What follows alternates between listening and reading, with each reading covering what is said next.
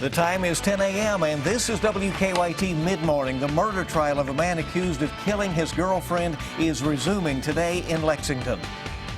State police are trying to piece together events that resulted in a deadly shooting in Scott County. And two major presidential candidates making stops in key southern states.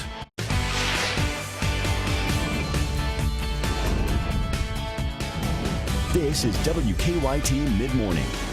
Good morning to you. Welcome in. Tuesday, August 9th. We're glad you're with us. I'm Bill Bryant. And I'm Barbara Bailey. Boy, when you're out there, it doesn't take long. My hair started flipping real quickly. Oh, gosh. It's humid. We were across town on a little shoot, and it was a part of it outside. And that humidity is there, Micah. No doubt about that. Good morning. Hey, good morning. Yeah, you're going to be feeling it. There's no doubt about it. Look, yesterday and the day before, yesterday and Sunday, those days dew points were right there around upper 50s, lower 60s. Today, it's already in the lower 70s for dew points. That means moisture is really streaming on in. Not seeing that show up on radar. You may later on this afternoon at some spots. Upper 70s, lower 80s at this moment. It looks good right now, but a few storms are in the forecast today. It's not widespread, and not everybody will see the rain, but I'll show you where I do expect that coming up in a few minutes. Okay, we'll see you shortly. The trial resumes today for a man charged in a gruesome murder case. Paris Charles is accused of killing his girlfriend and dismembering her body back in the fall of 2014. 50-year-old Goldie Massey was reported missing back in the fall of 2014, and a few weeks later, parts of her body started washing up along a 120-mile stretch of the Kentucky River. During a preliminary hearing a year and a half ago, police testified that they found large amounts of blood in Charles's home on Chatsworth Drive in Lexington. Investigators testified that when they traced his phone, they found Charles was near bridges that crossed the Kentucky River when Massey was reported missing. The murder trial is expected to continue for about 2 weeks. The suspects in two Lee County murder cases will be facing a judge this morning. Anthony Taylor, Kevin Kendall, Wesley Johnson, and Cassandra White are all scheduled to be arraigned this afternoon. State police say the four people were all involved in the murders of 28-year-old Billy Roark and 36-year-old James Brown. Troopers found Roark's body on Hell Creek Road in Lee County Friday. Then on Saturday, the investigation led troopers to Brown's body. Both men had been shot. Troopers think Roark was forced to his knees and then killed execution style. Johnson and Kendall are charged with complicity to murder. White and Taylor both are charged with murder and complicity to murder. Well, what started as a pursuit by police ended with a deadly officer-involved shooting in Scott County. It happened along Midway Road yesterday afternoon, not far from the Woodford County line.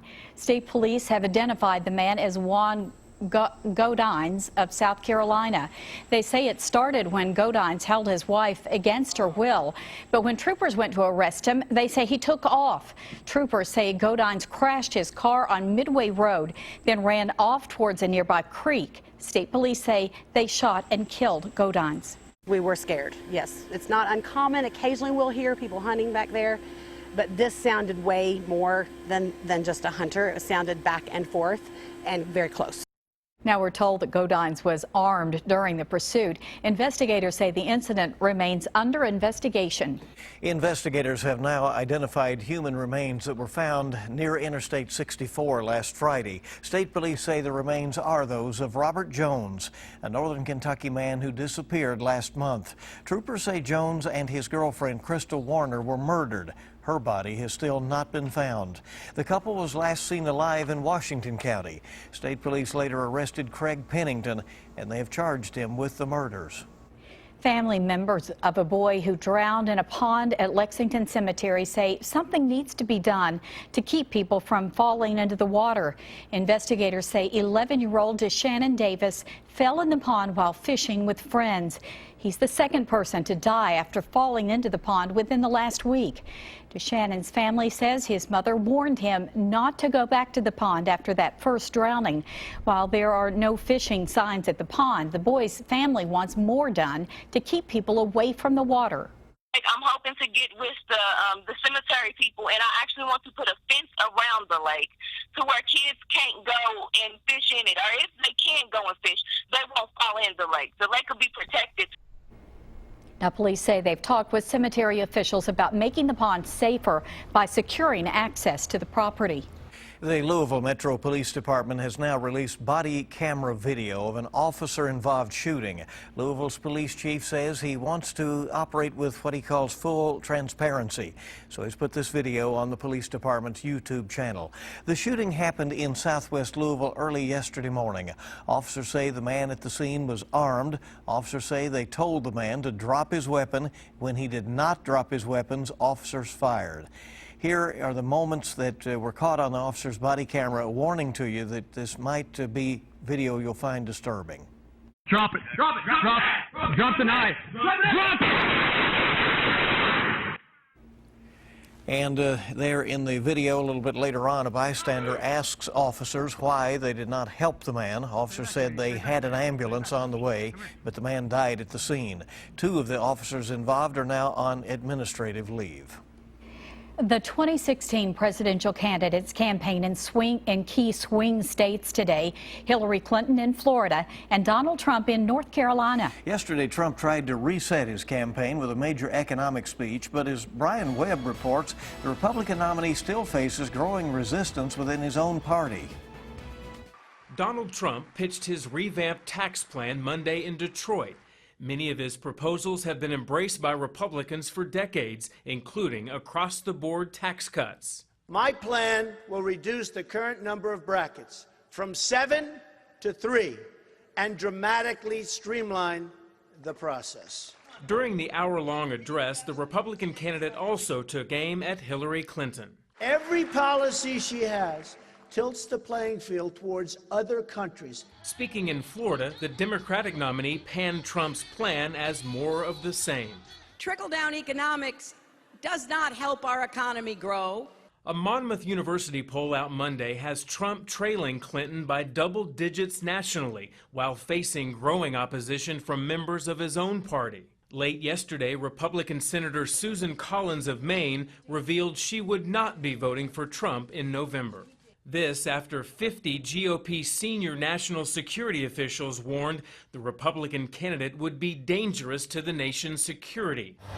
Clinton herself faces more fallout from her use of a private email server during her time as Secretary of State. I blame Hillary Clinton personally for the death of my son. The parents of 2 Americans killed in the 2012 Benghazi attack filed a wrongful death lawsuit against the Democratic nominee Monday. They say her so-called extreme carelessness led to their sons' deaths. Brian Webb for CBS News. Now, Clinton's campaign responded to that lawsuit, saying that she has already been cleared of any wrongdoing by several different investigations.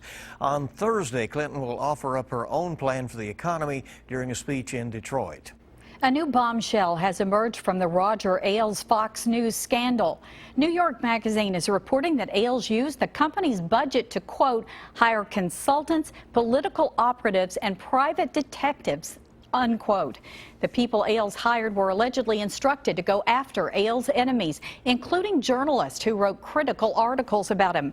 One such target reportedly became the focus of a negative PR campaign.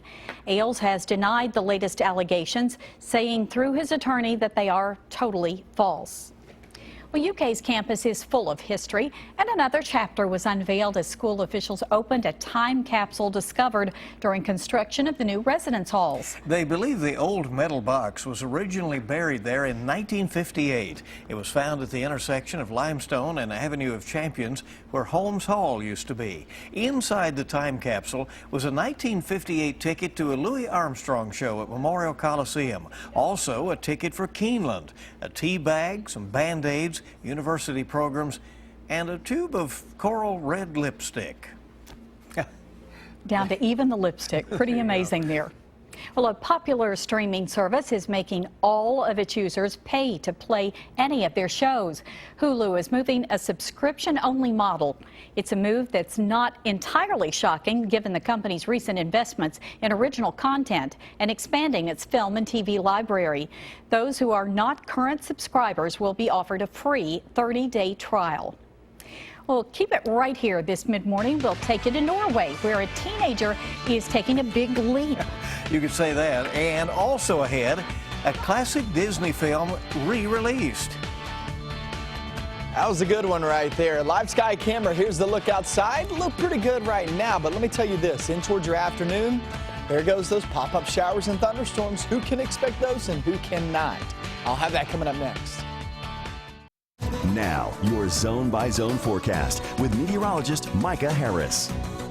Yeah, we have a mixture of sun and clouds out there early this morning as we travel off towards your afternoon. Well, it's going to be a mixture of sun and clouds, but also we're going to throw in the possibility a little rain in the forecast once again today. I say again, the past couple of days have been really, really nice.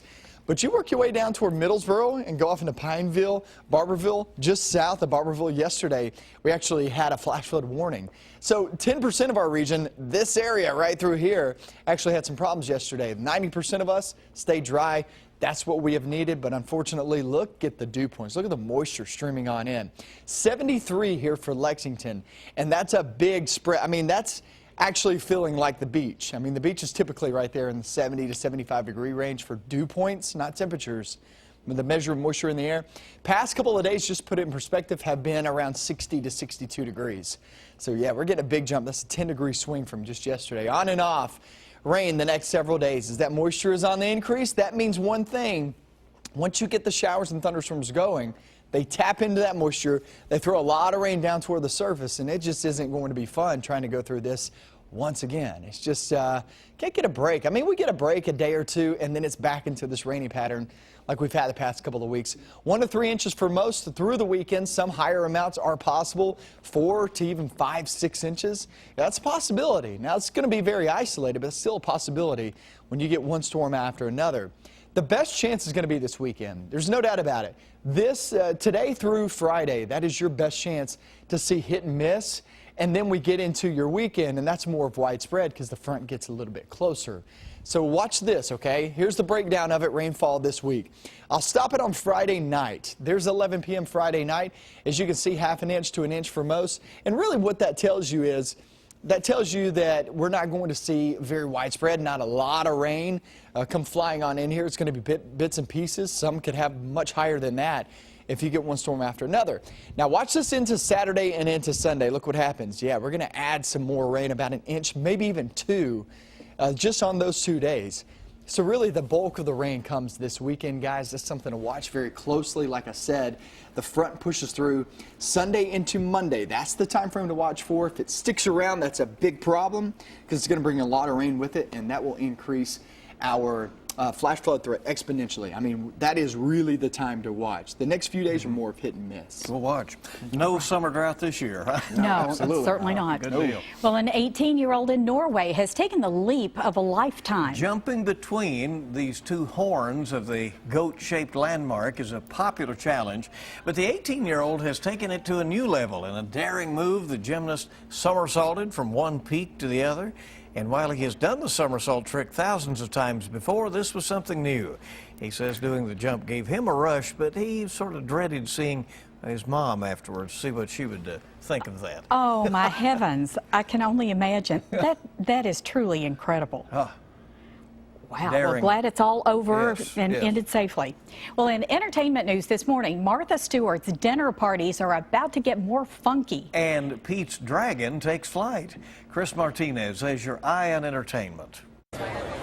The stars of Pete's Dragon walked the red carpet Monday for the film's world premiere in Hollywood. I'm starved. The film is loosely based on the 1977 Disney classic about a boy named Pete and his best friend Elliot the Dragon. The film, reimagined for 2016, stars Robert Redford, Bryce Dallas Howard, and Oaks Fegley as Pete. We had worked on it for 4 months, so it was kind of sad to see it all leave. Pete's Dragon flies into theaters nationwide Friday. Robert De Niro is about to drop some major star power on a film festival in Sarajevo. He'll attend the opening night of the 22nd Sarajevo Film Festival to present Martin Scorsese's restored film Taxi Driver. So you're talking to me? De Niro will also receive the festival's first Lifetime Achievement Award. And lifestyle icon Martha Stewart is getting her groove on in the kitchen. I can't wait to get Snoop in the kitchen. She's teaming up with hip-hop artist Snoop Dogg for a new cooking show on VH1 called Martha and Snoop's Dinner Party. The show premieres this fall, and Stewart's already learned a thing or two. Our new show is Rizzle, Dizzle, for Shizzle. That's your Eye on Entertainment. Chris Martinez, CBS News, Los Angeles. Quite a pairing. We'll see how that goes. All right, certainly. yes. Coming up, caring for senior pets. Find out what you need to know next on WKYT. Tonight's Mega Millions jackpot is $38 million, and tomorrow's Powerball jackpot is $67 million. Welcome back in. It's mid-morning on WKYT. Glad you're with us here on your Tuesday. Are you taking care of a senior pet? If so, you know that older animals need increased care. And to talk more about it, we're joined by Jean Gabowski, practice manager at Brighton Animal Clinic, along with Ruben. Welcome. Glad to have you here. And Ruben is a senior. Yes, he is. He's about 14 years old now. We'll call him Grandpa when he came in. That's right. That's right. Yep. Tell us a little bit about Ruben. Ruben came to me. He's a rescue dog. He came out of Pulaski County. His owner is terminally ill and had to give Ruben up. So Ruben's going to be looking for a retirement home. What age does a pet become what you would consider to be a senior? You know, a lot of that depends on the breed. The old standard is 1 year to every 7, but that's not quite accurate because if you've got a little tiny Chihuahua, they tend to live longer. So, you know, 10 or 11 might be a senior for them. If you've got a Great Dane, 4 or 5 is probably really? a senior. It's that much of a difference. What kind of increased care then do seniors need? Big thing is to do annual blood work.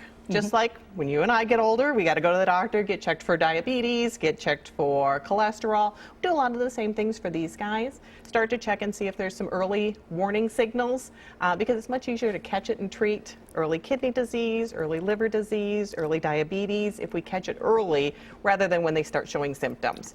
Because these guys are so stoic that they don't show symptoms until they're really sick. Yeah. And they can have obviously arthritis, joint issues. That's another common They sure can. issue. And, you know, people just, you know, they a lot of times they'll just say, well, he's just slowing down, he's getting old. But there's a lot of stuff that we can do now, a lot of natural type stuff, the glucosamines, just like we may take, you know, for some of them that are just kind of not quite as active as they used to be.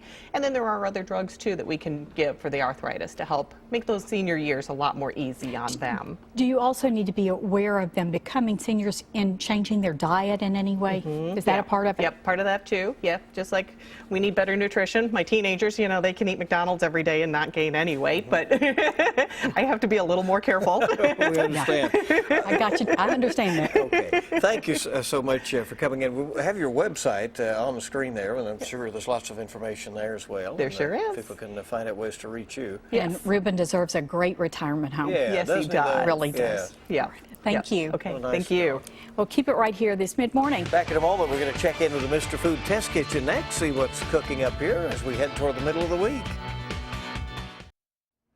Well, another offering of State Fair food today from the Mr. Food Test Kitchen. Simply State Fair Cream Puffs. It's a cloud of whipped cream sandwiched between two fluffy pastry puffs. All this week, we're out of the kitchen and tasting all sorts of favorites that are served at fairs around the country. You know, and a few things that I've learned from going to so many fairs over the years is you should never pig out before going on a ride that flips you upside down and spins you around faster than the speed of light. And if you plan on trying one of everything, make sure you pace yourself. I know that's pretty hard to do when you're face to face with so many goodies like these irresistible cream puffs that they make at the Wisconsin State Fair, which are the size of softballs. When we say irresistible, we mean it. Each year during the fair, they sell more than 350,000 of them, and every one of them is baked freshly right at the fair. You see, after the shells are baked, they're cut in half and filled with mounds of freshly whipped cream before the tops are put back on. And for those of you who can't get to the fair, we have an easy recipe for them that you can make at home. Right before serving these, you finish them with lots of powdered sugar. Then you better open up wide, because these are no ordinary cream puffs. They're humongous. To get the recipe for our State Fair cream puffs, all you have to do is go online and you'll be good to go. I'm Howard from the Mr. Food Test Kitchen, and once I finish these off, I'm off to find other fair favorites. Ones that'll have you saying, ooh, it's so good. All right, some good fair food. Yeah, instead of your 3 miles that you typically run, you're going to have to run about 30. Yeah, Well, he can have the golf ball size one instead of the softball size. Yeah, it's portion control, right? Yeah, absolutely. Yeah, all right, let's talk about the water that's going to be falling out of the sky. Portion control on that, because looks like the next few days we're going to see hit and miss. We won't see the bulk of the rain the next few days. It really comes during the weekend, off into next week. Early next week, that we actually see the massive rain come flying on in here. So the next several days, next few days really, now through Friday, I would say it's more of the same setup we've had. 10 miles makes a huge difference. 1 minute you could have, you know, an inch or two fall on the ground, and then go 10 miles down the road, you don't get anything. That's now through Friday. That's the type of setup.